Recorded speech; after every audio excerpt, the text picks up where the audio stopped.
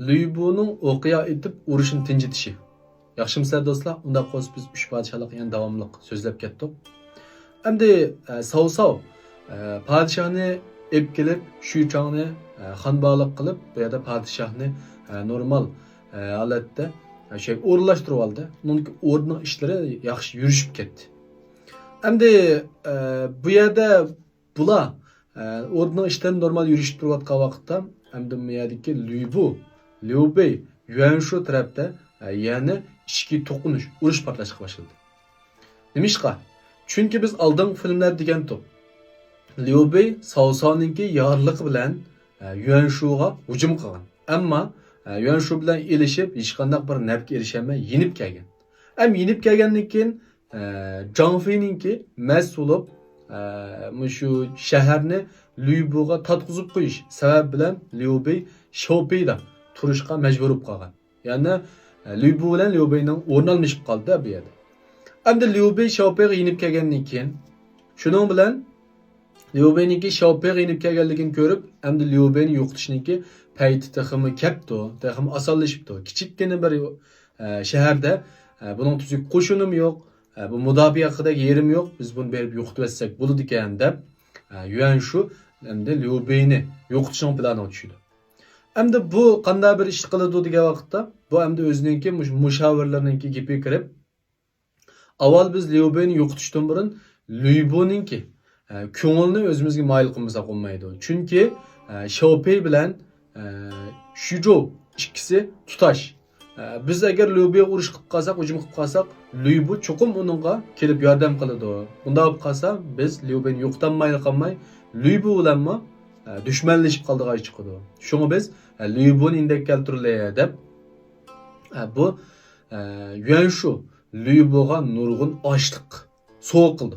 Hech qanday bir sababsizlar. Açıq soğuk qildi. Uningdan keyin o'zininki qo'shinni Xiaopei'ga berib Liu Bei'ni tutib kelishga shu avatdi. Endi Liu Bei bu ochliqni topshirib olgandan keyin qanday qilishni bilmay qoladi.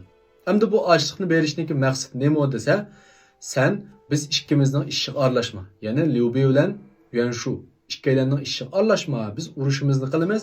Sen faqat hech kimga aralashmay, hech kimga gambasmay turib olsanglar bo'ldi demakchi-da endi. Bunu albatta Liu Bei tushunadi, Chungong tushunadi. Shuning bilan Chungong nima deydi desa, bu ochliqni elishga bo'lmaydi. Buni apli qolsak, Liu Bei'ga biz yordam qila olmaymiz. Albatta Liu Bei ki biz bilan alayda bir munosabat bo'lmagan bilan agar Yuan Shu Xiaopei'ni mag'lub qilib, Xiaopei'ni egallab olsa, uningki Shuzhouga hujum qilamdi, qilmamdi, niyatini qilmas.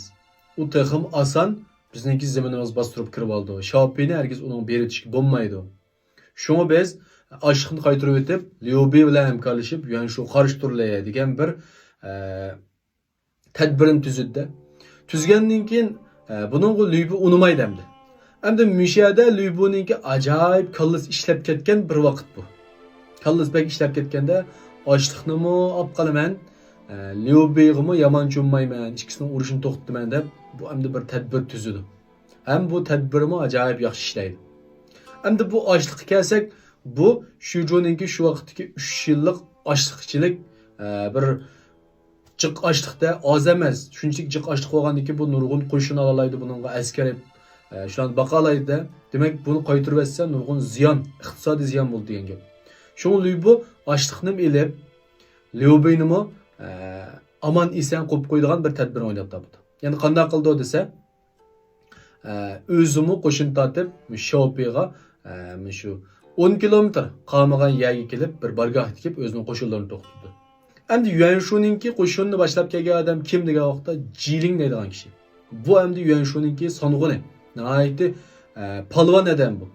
Ayni vaqtda Liu Bei Yuan Shu urush qilgan vaqtda dal musha odam bilan to'sib qolgan. Ya'ni Guan Yu bilan ilisha oladigan odam bu. Yakma-yak ilishib ikkalanlar bir-birini mag'lub qilolmagan. Shundoq bir palvonda uch podshohlikda bak buning ismi chiqib ketmasmi, lekin uch podshohlikniki kitobida bakaraq chiqdi bu. Ba'zi bir shunga aloqador kitoblarda. Ammo shu Jiling deydigan odam bu yerga kelib Liu Bei'ni yo'qotmoqchi bo'ldi. Shuning bilan bular 3 qo'shin tirkishib turib qoladi, hech kimga hujum qilolmay turib qolgan vaqtda endi Lübu Liubiga uchur yo'llaydi. Sen mening bargahimga kelgan maslahat ishida ish bor degandan keyin Guan Yu bilan Zhang Fei'ni ilib buni yana bordi. Borgandan keyin u kirib bargahga o'tirib uzun bo'lmayla Yuan Shu'ninki avatgan sanog'ini Jining kirdi. Kirib cho'chib ketdi bu. Bular hammamiz birlashib buni yo'qotmoqchi o'xshaydi deb ketmoqchi bo'lgan vaqtda Lübu buni tutib olib bu yerda hech kimni o'tirishga bo'lmaydi. Hech kimga urush qilish bo'lmaydi. Agar kim mishada qilichini ko'tarsa, mening yuzimni qilmagan bo'ladi. Men shuni eng oldi bilan jazolayman, kallasini olaman degan bir gapni qilgandan keyin unda hammalar qo'rqib o'tirdi hamda. Chunki bu Lübuning bargohida. Shuning bilan Lübu uni deb, buni deb gapning oxirini nega bordi desa, sizlar ikkinglarning asli urushsanglar bo'ladi. Men korim bo'lmas bo'ladi. Lekin men o'ttirdi qilib qolgan odam. Sizlarningki bunda urushib ketishinglarga qarab turamidim. Endi men bu ishni shu taqdir orqali hal qilmoqchi. Agar sizlar taqdirningki shu hukmiga ishinib qolsanglar, men shuni bir ishga oshiray degandan keyin sen qanday qilmoqchi deb ikkisi qarab so'raydi. Shuning bilan Lübu nima deydi desa, bargohidan chiqib, men shu bargohning oldi eshigiga o'zimningki yaraqini qo'yman. Yaraqningki keyin tarafida bir halqisi bor, halqida isilgan bir tumar o'xshaydigan narsa bor. Men mushayada turib o'qiya bilan shuni etib, yipni uzib tushirib o'taman degandan keyin bu yerda Zhang Fei, Guan Yu ham ishonmaydi buningga. Jiling ishonmaydi. Nimishqa? Chunki shu vaqtdagi hamda orliqni hisoblagan vaqtda hozirgi materiallar deb aytishcha 150 metr atrofida chiqdi deganda. 150 metr degan gap biz mishada turib qarasaqmi, xili tasda ko'rimiz xil cho'ng narsalarni. Endi bu yaroqning ustidagi bir tal yipni o'qiya bilan etib tushirib o'tish degan bu endi ajoyib tas ishda. Mumkin bo'lmaydi desak bo'ladi.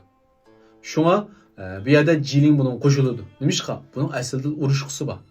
Agar Lübu uning shartini nima deydi desa, shuni o'qiya bilan etib agar uzib o'tamasa, tekkizamasa, bular ikkisini urushishiga qo'shiladi. Bu aralashmaydigan bo'ldi. Agar uni uzib etsa, bular ikkisi urushni to'xtatib, o'zininki yo'tib ketgan bo'ldi. O'ylamagan yerdan Lübuninki mahorati hamda mushadimi yana bir qitim ifodalandi. Ajoyib o'qiyagan mayerda. Haqiqatan shu 100 necha metr yiroqdan bir o'qiya bilan yipni uzib tumanni tushirib o'tdi bu. Onun için bu yerdeki Liu Bei bilen Jining arasidagi, yani Yuan Shu o'rtasidagi urush to'xtab qoldi. Ikkilisi buni taqdirning qismeti deb ketib qoladi. 3 podshohlikdagi texmi ko'p mazmunlarni almoqchi bo'lib qolsanglar, ostidagi ulanma orqali men tayyor so'zlab qo'ygan darslikni anglab olsanglar bo'ladi. 3 podshohlik bilan korxona tijoratni birlashtirib so'zlayapmiz. Korxona tijorat sud jihatdagi har qanday savollar bilmagan yalab qolsa, ayrimxona uchur qilish orqali mening undarimni qo'shib olib, so'rasanglar men sizlarga maslahat beraman. Shu filmni ko'rayotgan do'stlarning ichida nutq o'rganish orzusi bor do'stlar bo'lib qolsa, biz izdan nutq risolasi orqali sistemlik 6 oy nutq yetaklash, nutq tarbiyalashni o'rgatamiz. Shu jihatdan o'rganish orzuyinglar bo'lib qolsa, ayrimxonaga uchur qilsanglar bo'ladi.